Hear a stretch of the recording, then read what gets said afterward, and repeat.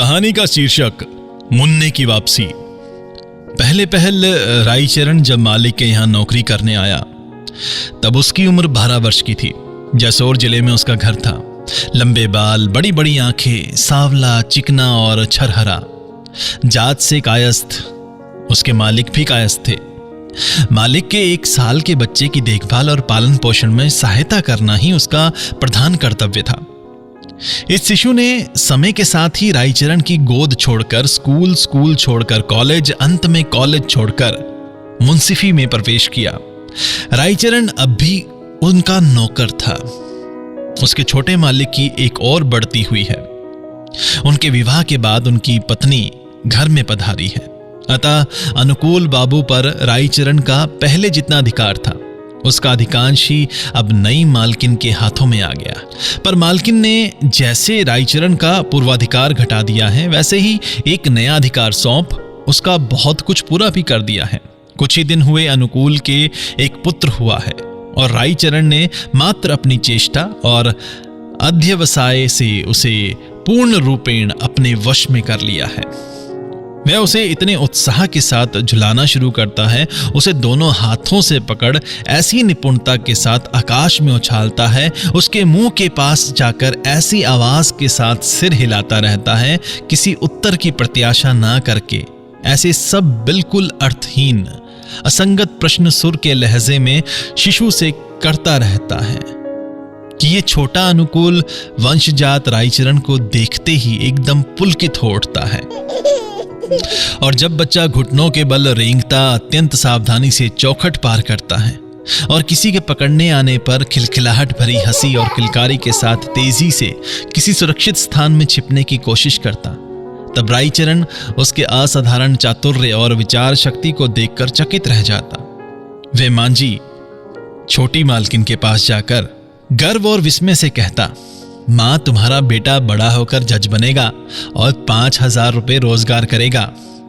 दुनिया में कोई दूसरी मानव संतान इस आयु में चौखट लांघने जैसा असंभव चातुर्य का परिचय दे सकती है? ये रायचरण की समझ से परे है। केवल भावी जज के लिए ही कुछ आश्चर्य नहीं।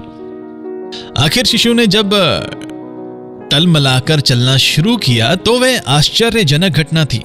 और जब माँ को माँ, बुआ को बुई तथा रायचरण को चन्न कहकर पुकारने लगा तो रायचरण उस अविश्वसनीय संवाद की जिस तिस के पास घोषणा करने लगा। सबने आश्चर्य की बात तो यह है कि ये माँ को माँ, बुआ को बुआ, पर मुझे चन्न कहता है। वास्तव में शिशु के मस्तिष्क में ये बुद्धि कैसे आई, कहना कठिन है। निश्चय ही कोई वयस्क व्यक्ति कभी भी इस प्रकार के असाधारण का परिचय नहीं दे सकता, और यदि देता भी तो उसके जज पद प्राप्ति की संभावना के विषय में जनसाधारण के मन में संदेह उत्पन्न होता। कुछ दिनों बाद रायचरण को मुंह में रस्सी लगाकर घोड़ा बनना पड़ा और मल बनकर शिशु के साथ कुश्ती करनी पड़ी। फिर पराभूत होकर भूमि पर धराशायी ना होने पर तो भारी विप्लव मच जाता। इसी समय अनुकूल बाबू की पद्मा नदी के किनारे वाली किसी जिले में बदली हो गई। अनुकूल अपने शिशु के लिए कलकत्ता से एक बच्चों की ठेला गाड़ी ले गए। साटिन का कुर्ता, सिर पर जरी की टोपी, हाथों में सोने के कड़े और पैरों में पाजे पहनाकर रायचरण नव कुमार को दोनों वक्त गाड़ी में हवा खिलाने ले जाता। वर्षा ऋतु आई। भूखी पद्मा अपने एक एक ग्रास में बाग बगीचे, गांव के गांव और शस्य खेत मुख में डालती चली गई। बालूचर के कासवन और वन झाऊ पानी में डूब गए। किनारे के टूटने से निरंतर चुपचाप शब्द और जल के गर्जन से दशों दिशाएं मुखरित हो उठी और द्रुत वेग से धावमान फैन राशि ने नदी की तीव्र गति को प्रत्यक्ष दृष्टिगोचर कर दिया। अपराह में बादल छाए थे, लेकिन वर्षा की कोई संभावना नहीं थी। रायचरण के खपती छोटे मालिक किसी भी तरह घर में रहना नहीं चाहते थे। गाड़ी में चढ़ बैठे। रायचरण धीरे धीरे गाड़ी ठेलता हुआ धान के खेत के किनारे नदी तीर पर आ पहुंचा। नदी में एक भी भाव नहीं, खेत में एक भी आदमी नहीं। बादलों की सुराखों से ही दिख पड़ा कि उस पर जनशून्य बालुका तीर पर शब्दहीन दीप्त समारोह के साथ सूर्यास्त का आयोजन हो रहा है। उस निस्तब्धता के बीच सहसा शिशु ने एक और उंगली निर्देश करते हुए कहा, चन्न फू। कुछ ही दूर जलपूर्ण पंकिल भूमि पर एक विशाल कदम वृक्ष की ऊंची डाल पर कई एक कदम के फूल खिले थे। उसी ओर शिशु की लुब्ध दृष्टि आकृष्ट हुई थी। 2-4 दिन हुए रायचरण ने उन्हें एक सींक में पिरोकर कदम्ब फूल की गाड़ी बना दी थी। उसे रस्सी से बांधकर खींचने में इतना आनंद आया था कि उस दिन फिर रायचरण को लगाम बांधनी पड़ी। घोड़े से एक बारगी ही साइज के पद पर उसकी बढ़ोतरी हो गई थी। कीचड़ में से होते हुए फूल चुन लाने की इच्छा चन्न की नहीं हुई। जल्दी से विपरीत दिशा में उंगली निर्देश कर वह बोला, देखो देखो, वह देखो चिड़िया, वह उड़ गई। अरे चिड़िया आजा रे। इस प्रकार निरंतर कई तरह से बहलाता हुआ वह वेग से गाड़ी ठेलने लगा। किंतु जिस बालक के भविष्य में जज होने की कुछ भी संभावना हो, उसे इस प्रकार सामान्य उपायों से भुलाने की प्रत्याशा व्यर्थ है, और खास तौर पर तब जबकि चारों ओर दृष्टि आकर्षण के लिए उपयोगी कुछ भी नहीं था और काल्पनिक चिड़िया को लेकर अधिक समय तक काम नहीं चलता। रायचरण ने कहा, तब तुम गाड़ी में ही बैठे रहना, मैं चट से फूल चुनकर ला रहा हूं, खबरदार किनारे पर मत जाना। कहते हुए घुटने के ऊपर धोती उठाकर वह कदम वृक्ष की ओर चल पड़ा।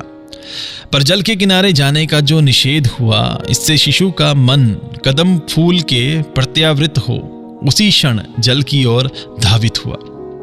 देखा जल कल कल छल छल करता दौड़ता चला जा रहा है, जैसे शैतानी करते किसी एक वृहत रायचरण के हाथ से बचकर 1 लाख शिशु प्रभा सहस्य कल स्वर से निषिद्ध स्थान की ओर द्रुत वेग से भागा जा रहा हो। उनके उस अशत दृष्टांत से मानव शिशु का चित्त चंचल हो उठा। गाड़ी से धीरे धीरे उतरकर वह जल के किनारे गया। एक लंबी घास बीन उसमें बंसी की कल्पना कर झुककर मछली पकड़ने लगा।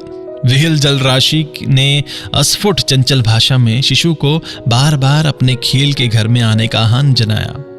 एक बार झप से एक शब्द हुआ, किंतु वर्षा में पद्मा के किनारे ऐसे शब्द कितने ही सुनाई पड़ते हैं। रायचरण ने अंगोछा भरकर कदम्ब के फूल चुने। पेड़ से उतरकर वह मुस्कुराता हुआ गाड़ी के पास आया। देखा कोई नहीं है, चारों ओर ताका, कहीं किसी का कोई चिन्ह तक नहीं। क्षण भर में रायचरण के शरीर का सारा खून जमकर बर्फ हो गया। सारा जगत मलिन विवर्ण धूमिल सा लगने लगा। वह टूटे दिल से एक बार जी जान लगाकर चिल्ला उठा, बाबू, मुन्ना बाबू, मेरे प्यारे भैया बाबू। किंतु चन्न कहते किसी ने उत्तर नहीं दिया। किसी शिशु कंठ की शैतानी भरी हंसी भी सुनाई नहीं पड़ी। केवल पद्म पूर्ववत छल छल कल कल कर भागती जा रही थी, जैसे वे कुछ भी न जानती है और दुनिया भर की इन तमाम साधारण घटनाओं की ओर ध्यान देने के लिए उसके पास जैसे एक क्षण का भी समय न हो। संध्या हो जाने पर उत्कंठित जननी ने चारों ओर आदमी दौड़ाए। हाथ में लालटीन लिए हुए आदमियों ने नदी के किनारे देखा। रायचरण निशीत की तूफानी हवा के समान सारे खेतों में बाबू, मेरे मुन्ना बाबू कहता बैठे गले से चिल्लाता फिर रहा है। अंत में घर लौटकर रायचरण मांझी के पैरों में आकर धड़ाम से गिरा। उससे जितना ही पूछा जाता वह रोते रोते यही बताता, मुझे कुछ नहीं मालूम मां। यद्यपि सभी ने मन ही मन समझ लिया कि यह काम नदी का ही है, फिर भी गांव के पास खाना बदोशों के एक दल का समागम हुआ है। उनके प्रति भी संदेह दूर नहीं हुआ और माता जी के मन में ऐसा संदेह उपस्थित हुआ कि शायद रायचरण ने उसे कहीं छिपा रखा है। यहां तक कि उसे बुलाकर बड़ी चिचोरी करते हुए बोली, तू मेरे बच्चे को लौटा दे, तू जितने रुपए चाहे मैं तुझे दूंगी। ये सुनकर रायचरण ने माथा पीट लिया। मालकिन ने उसे भगा दिया। अनुकूल बाबू ने अपनी पत्नी के मन से रायचरण के प्रति इस अनुचित संदेह को दूर करने की चेष्टा की थी। उन्होंने पूछा था, आखिर रायचरण ने ऐसा जघन्य अपराध किस उद्देश्य से किया होगा? मालकिन बोली, क्यों? उसकी देह पर सोने के गहने जो थे। रायचरण अपने गांव लौट गया। इतने दिनों तक उसे संतान नहीं हुई थी। होने की विशेष आशा भी नहीं थी, पर देवयोग से वर्ष के पूरे होते न होते उसकी पत्नी ने अधिक आयु में एक पुत्र संतान को जन्म दे अपनी लोकलीला स्मरण की। इस नवजात शिशु के प्रति रायचरण के मन में अत्यंत विद्वेष जगा। सोचा ये जैसे छल से ही मुन्ना बाबू का स्थान अधिकार करने को आया हो। उसे लगा मालिक के इकलौते बेटे को जल में बहाकर खुद बेटे के सुख का उपभोग करना जैसे एक महापातक हो। अगर रायचरण की विधवा बहन ना होती तो यह शिशु पृथ्वी की वायु का अधिक दिन भोग नहीं कर पाता। आश्चर्य की बात यह है कि इस बच्चे ने भी थोड़े दिनों के बाद ही चौखट लांघना शुरू कर दिया और सभी प्रकार की मनाही की अनदेखी करने में सकोतुक चतुरता प्रकट करने लगा। यहां तक कि इसका कंठ स्वर, हंसने रोने की आवाज बहुत कुछ उस शिशु जैसी थी।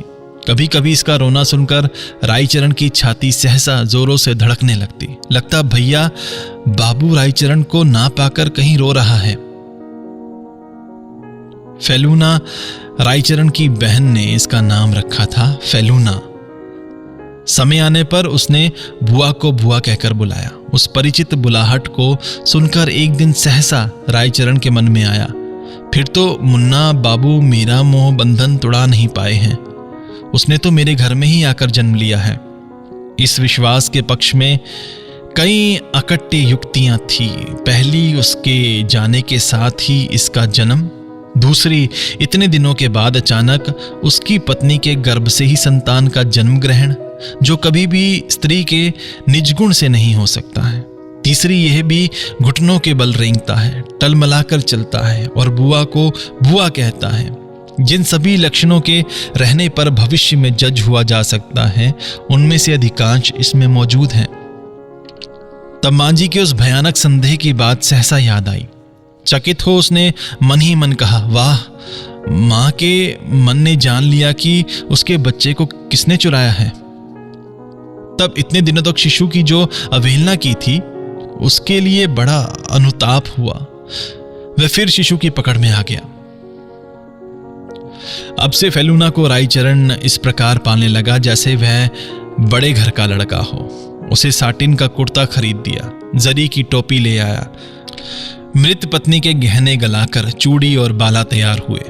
मोहल्ले के किसी भी लड़के के साथ उसे खेलने नहीं देता। रात दिन केवल स्वयं ही उसके साथ खेलता।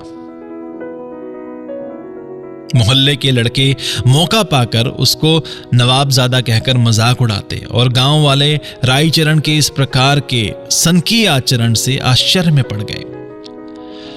फेलूना की जब विद्याभ्यास की उम्र हुई, तब रायचरण अपनी सारी जमीन जायदाद बेच उसे लेकर कलकत्ता चला गया। वहां बड़ी मुश्किलों से एक नौकरी जुटाकर उसने फेलूना को विद्यालय भेजा। स्वयं जैसे तैसे रहकर लड़के को अच्छा खिला पहनाकर अच्छी शिक्षा देने में कोई कसर नहीं छोड़ती।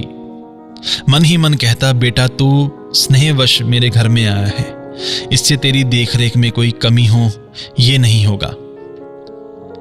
इसी तरह 12 वर्ष बीत गए। लड़का पढ़ने लिखने में अच्छा और देखने सुनने में भी खासा मोटा ताजा और उज्जवल श्याम वर्ण का था। पहनने ओढ़ने केश विन्यास की ओर उसका विशेष ध्यान था। मिजाज से भी कुछ शौकीन था। पिता को ठीक पिता सा नहीं मान पाता था, क्योंकि रायचरण स्नेह में पिता और सेवा में नौकर जैसा था।